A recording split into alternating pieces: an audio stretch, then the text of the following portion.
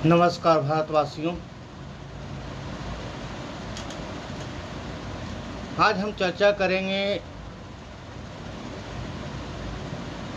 कि बीजेपी सरकार 2014 से स्कैम का रूप बदल दिया गया है, यानी घोटाले का रूप बदल दिया गया है। चाहे वह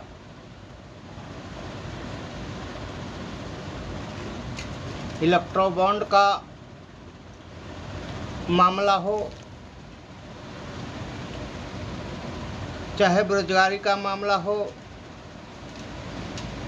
चाहे पेपर लीक का मामला हो, चाहे रेलवे को प्राइवेटाइजेशन के लेकर मामला हो, चाहे विदेशी मामला हो, चाहे अर्थव्यवस्था का मामला हो, चाहे जीडीपी का मामला हो, चाहे चुनाव में इलेक्ट्रॉनिक मशीन का मामला हो, चाहे शेयर मार्केट का मामला हो, कोई परीक्षा का मामला हो, सबसे ज़्यादा स्कैम बीजेपी सरकार में हुआ है। सबसे ज़्यादा पेपर लीक बीजेपी सरकार में हुआ है। बीजेपी सरकार की जहाँ राज्य सरकार शासन है वहाँ सबसे ज़्यादा हुआ है। 4 वर्षों में सबसे ज़्यादा 14 बार राजस्थान में पेपर लीक हुआ है। राजस्थान पेपर लीक का राजधानी बन गया है। इसी सरकार में सबसे ज़्यादा चंदा भी किया गया है, जो 19,000 करोड़ रुपया किया गया है। सभी पर हम चर्चा करेंगे, लेकिन खासकर अभी वर्तमान में नीट की परीक्षा का स्कैम किया गया है, उस पर हम पवन खेड़ा का खुलासा का लिप सुनाएंगे। और सुनिए पवन खेड़ा ने क्या कहे हैं। पेपर नीट की परीक्षा में कैसे स्कैम किया गया है, वो पूरा विवरण धांधली का पर्दाफाश किए हैं। इनका पूरा लिव सुनिए कि क्या कहना चाहते हैं। अक्सर हम लोग मानते भी हैं, जानते भी हैं कि डॉक्टर भगवान का दूसरा रूप होते हैं और एक स्वस्थ देश, एक स्वस्थ समाज, एक स्वस्थ परिवार, एक स्वस्थ व्यक्ति डॉक्टर ही बनाते हैं। लेकिन अगर उस डॉक्टर को बनाने की प्रक्रिया अस्वस्थ हो जाए तो वो डॉक्टर कैसे एक स्वस्थ नागरिक को बनाएगा। मैं आंकड़े पीछे चलते रहेंगे, मैं साथ साथ बोलता रहूंगा ताकि आपको समझ में आए कि क्या हैं ये आंकड़े। नाम है नीट। कहीं से भी रिजल्ट देखने के बाद क्या आपको लगता है कि ये प्रक्रिया नीट है, ये प्रक्रिया साफ है, स्वस्थ है, स्वच्छ है?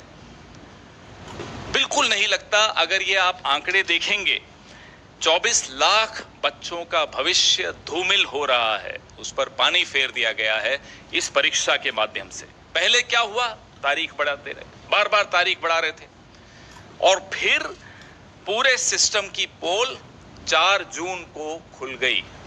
4 जून पर भी फिर आएंगे, पहले चर्चा इस पर कर लें। पूरे के पूरे 720 आउट ऑफ 720 आउट ऑफ 720, आप पीछे आपके सामने स्क्रीन पे जो आंकड़ा दिख रहा है वो देखिए। इसको 67 टॉपर्स थे जिसको 720 में से 720 अंक मिले इस साल।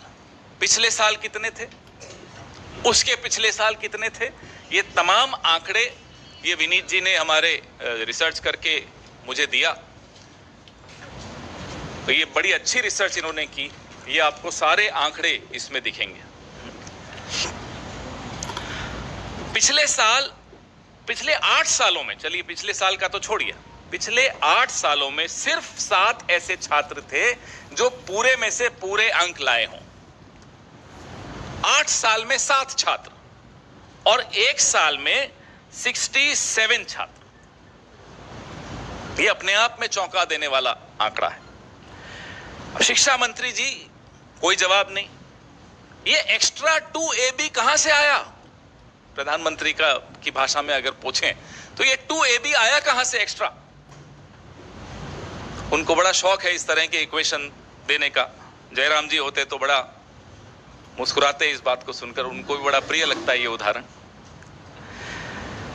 अब ये परीक्षा पे चर्चा से प्रेरणा मिली बच्चों को, ये तो हम मान नहीं सकते। परीक्षा पे चर्चा से हम में से किसी को कभी मिली है प्रेरणा प्रधानमंत्री से? लेकिन फिर घोटाला हुआ, ये कैसे साबित हुआ? बिहार में पुलिस ने पकड़ा, कई ऐसे लोगों को पकड़ा, आज वो हिरासत में हैं, जिन्होंने टेलीग्राम चैनल्स पे नीट के पेपर लीक किए थे। इसकी जांच में आगे क्या हुआ ये हमें नहीं मालूम। 13 आरोपी वहां गिरफ्तार हुए। वैसे ही गोधरा, गुजरात, बिहार भी का एक उदाहरण दे रहा हूं मैं आपको, अब गुजरात का भी उदाहरण दे रहा हूं। गोधरा में भी कोचिंग सेंटर्स के साथ मिलकर, एक पर्टिकुलर कोचिंग सेंटर था, उसके साथ मिलकर कैसे ये लीक हुआ। तो ये बिहार और गुजरात, ये एनडीए का गठबंधन क्या नीट डिजास्टर अलायंस हो गया है? एक उदाहरण बिहार से है, दूसरा उदाहरण गोधरा से है, प्रधानमंत्री जी की कर्मभूमि से है। सोचिए, इतना बड़ा घोटाला। कल माननीय सर्वोच्च न्यायालय ने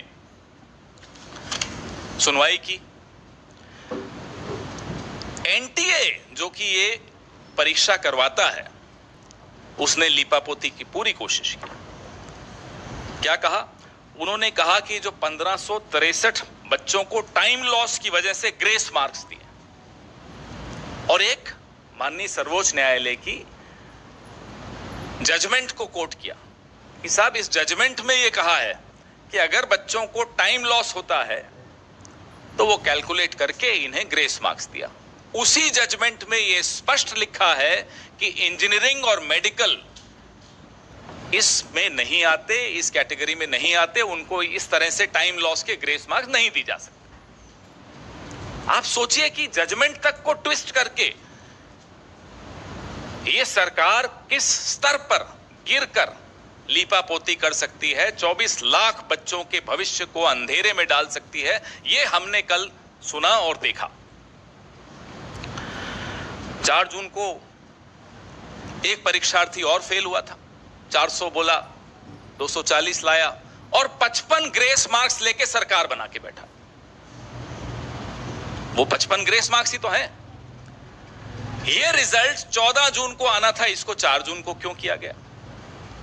यही सोचा कि आप लोग जो अभी व्यस्त होंगे, हम सब व्यस्त होंगे चुनावी नतीजों में, पूरा देश टीवी पे सिर्फ चुनावी नतीजे देख रहा होगा, तो ये एक बड़ा विवाद नहीं पैदा होगा, इसलिए 14 जून को 4 जून पे ले आया गया।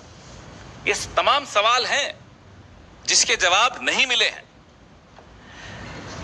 अब माननीय सर्वोच्च न्यायालय के फैसले के अनुसार ग्रेस मार्क्स तो हटा दिए, लेकिन जो 24 लाख बच्चों के जहन में, के मन में, के दिमाग में जो सवाल उठ रहे हैं, उसका जवाब माननीय शिक्षा मंत्री तो दे नहीं रहे। वो तो स्तुति वंदन में लगे हुए हैं मोदी जी के, जैसा कि पूरा कैबिनेट लगा रहता है।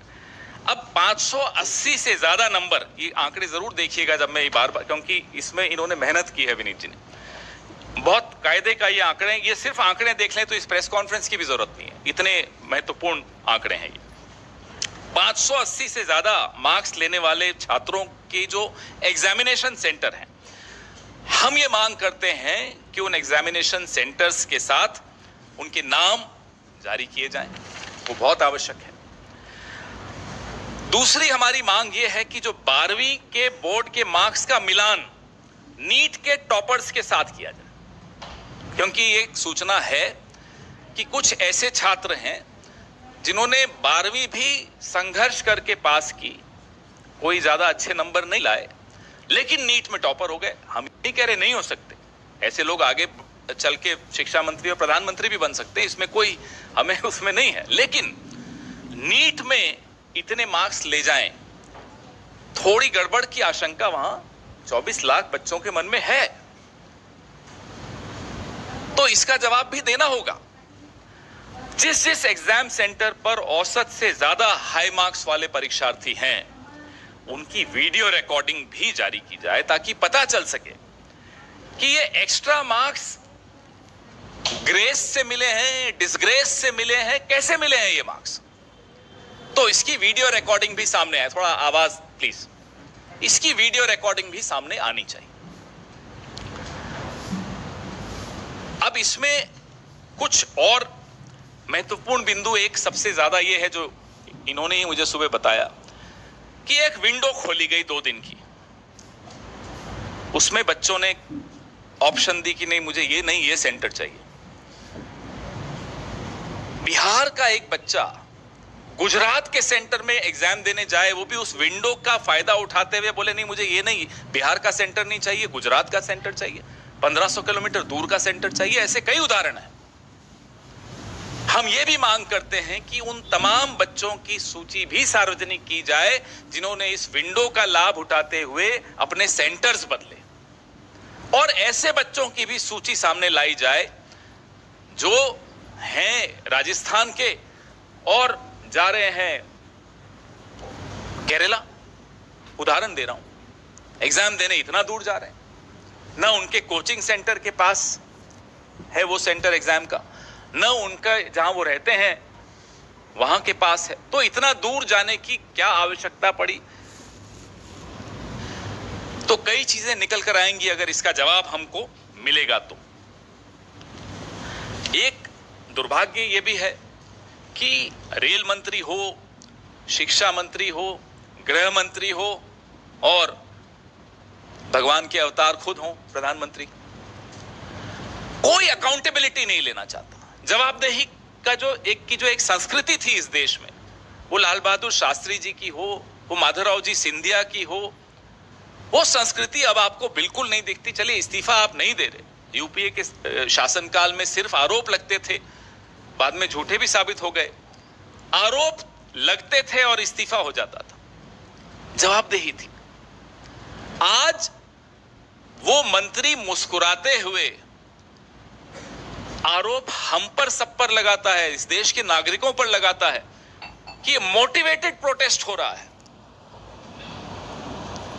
थोड़े दिनों में देश विरोधी भी हो जाएंगे ये बच्चे, देख लीजिएगा, इनको राष्ट्र विरोध। यहाँ पर हम कहना चाहेंगे कि आज के समय में खास के बीजेपी सरकार में नैतिकता साफा खत्म हो चुका है, जिम्मेदारियां खत्म हो चुका है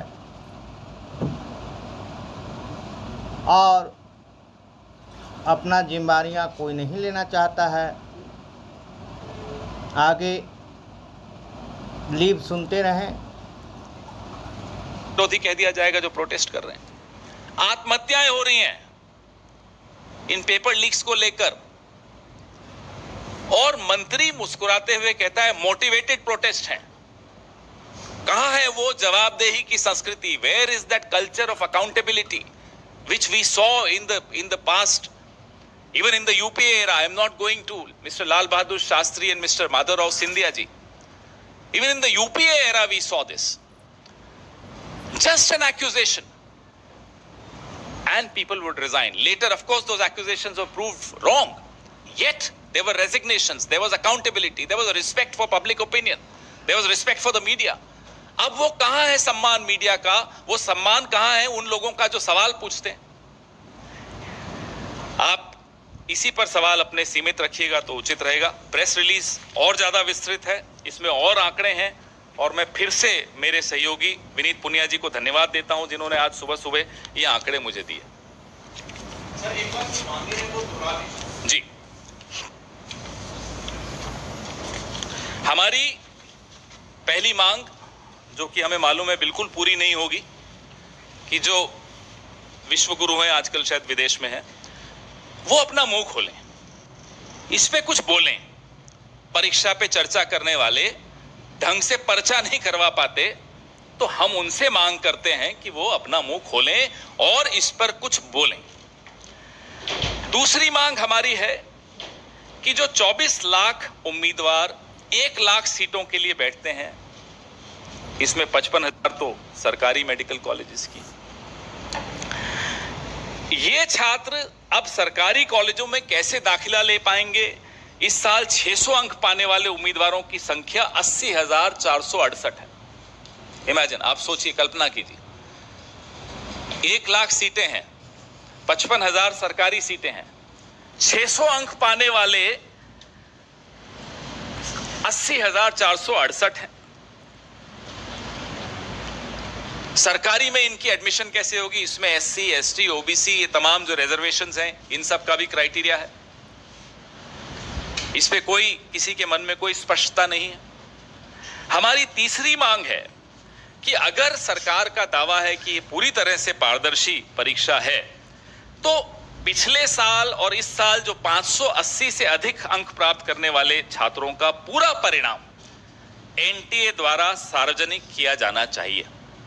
580 से अधिक अंक प्राप्त करने वाले छात्रों के सेंटर्स क्या थे, एग्जामिनेशन सेंटर्स, वो भी सार्वजनिक करने चाहिए, ताकि पता चले कि वो छात्र अपने गृह स्थान से या अपने कोचिंग सेंटर के स्थान से कितना दूर जाकर एग्जाम दिया, और फिर कारण भी हमें जांच करने चाहिए कि क्यों इतना दूर गया।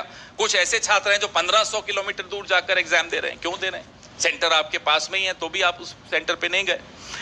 हमारी चौथी मांग है कि जो बोर्ड के एग्जाम्स हैं, 12वीं के एग्जाम्स विशेष तौर पे, उससे नीट के जो एग्जाम्स में जो अंक बच्चों को मिले हैं उसका मिलान किया जाए। जो टॉपर्स हैं, तथाकथित टॉपर्स जो है, उनके अंकों का मिलान बोर्ड के एग्जाम के रिजल्ट से किया जाए, क्योंकि ऐसी रिपोर्ट्स आई हैं कि बोर्ड एग्जाम में बड़ा संघर्ष करके वो पास हो पाए, नीट में टॉप कर गए।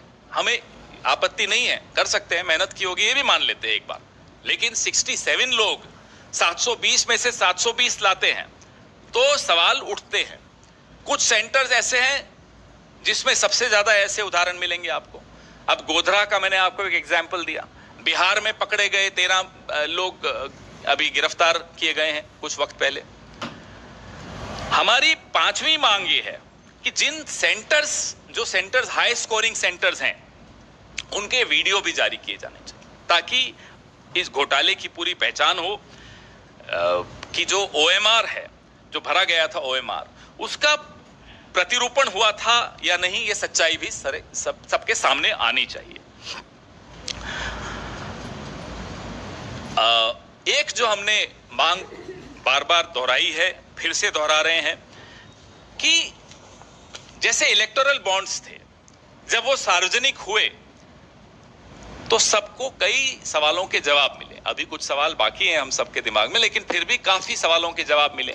फिर एक लिस्ट आई कि ED CBI ने कैसे रेड डाली, और वहां फिर इलेक्टोरल बॉन्ड्स के माध्यम से चंदा गया। ऐसे ही ये तमाम जो हम जानकारियां कह रहे हैं, मांग कर रहे हैं कि सार्वजनिक पटल पे रखी जाएं, ये रखनी चाहिए, ताकि लोगों के मन में 24 लाख कोई छोटा आंकड़ा नहीं होता, 24 लाख बच्चों का भविष्य इसमें जुड़ा हुआ है। देश की स्वास्थ्य व्यवस्था का भविष्य इससे जुड़ा हुआ है। अगर देश की स्वास्थ्य व्यवस्था ही स्वस्थ नहीं होगी, उसकी प्रक्रिया स्वस्थ नहीं होगी, तो हम इस देश को अच्छा स्वास्थ्य कैसे दे पाएंगे? सबसे पहली बात है कि विश्व गुरु कहे जाने वाले मोदी जी इस पर कुछ प्रतिक्रिया दें, और वे कहते हैं कि हम भगवान के अवतार हैं, तो सभी लोग ये जानते हैं कि भगवान का दूसरा रूप डॉक्टर होते हैं, और